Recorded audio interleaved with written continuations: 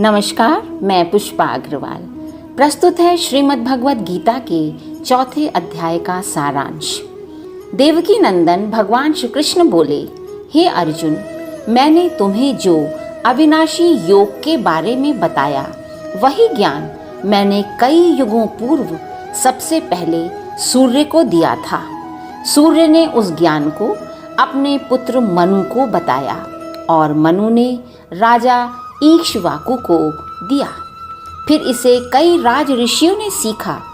इस पर अर्जुन ने श्री कृष्ण से कहा, हे मधुसूदन, आपका जन्म तो अभी हुआ है और सूर्य का जन्म बहुत समय पहले का है।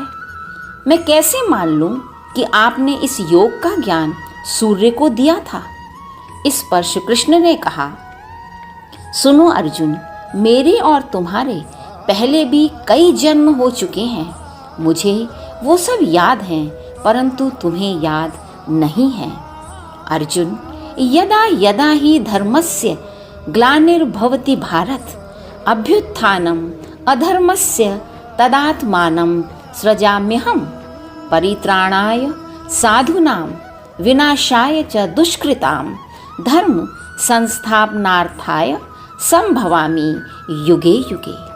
अर्थात हे अर्जुन, जब जब धर्म की हानि और अधर्म की वृद्धि होती है, तब तब मैं अपनी योग माया से मनुष्य रूप में धरती पर अवतार लेता हूँ। साधु पुरुषों का उद्धार करने और पाप कर्म करने वालों का विनाश करने तथा धर्म की स्थापना करने के लिए मैं युग युग में प्रकट होता हूँ।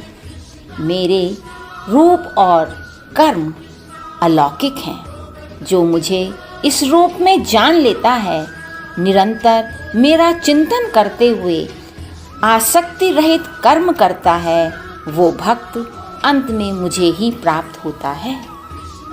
ज्ञानी लोग अपने परम ज्ञान से वेद पुराणों द्वारा बताए मार्ग पर चलकर मुझे प्राप्त करते हैं और कुछ समाधि में बैठकर मेरा ध्यान करते हैं। कुछ कर्म योग के पथ पर चलते हैं। सांसारिक प्रलोभनों को त्याग कर अपनी इंद्रियों को वश में करते हैं। जो मुझे जिस प्रकार से पूजता है, मैं भी उसी रूप में उसे प्राप्त होता हूँ। कुछ अपनी सांसारिक इच्छाओं को पूरा करने के लिए देवताओं की उपासना करते हैं। देवता जल्दी प्रसन्न होकर उनकी मनोकामनाओं को पूर्ण किया करते हैं। किंतु जो लोग इनमें विश्वास नहीं रखते, संशय करते हैं, वे ना तो इस लोक में सुख प्राप्त करते हैं और ना ही परलोक में। इसलिए ज्ञान प्राप्त करना बहुत आवश्यक है, क्योंकि ज्ञान ही हमारे सारे संशय और अज्ञान को मिटाता है। अर्जुन, मैंने गुणों और कर्मों के आधार पर 4 वर्ण बनाए हैं: ब्राह्मण, क्षत्रिय, वैश्य और शूद्र। इतना सब कुछ करने पर भी मेरी किसी कर्म में कोई आसक्ति नहीं होती, न मैं फल की आशा रखता हूँ। कर्म करते हुए भी इसीलिए अकर्म ही रहता हूँ।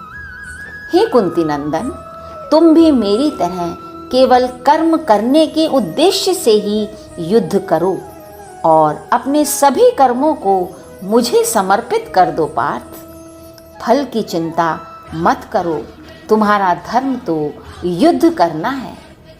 अतः अज्ञानवश उत्पन्न हुए भय, संशय और शोक का त्याग कर धनुष उठाओ अर्जुन। ये था श्रीमद् भगवद गीता के चौथे अध्याय का सारांश।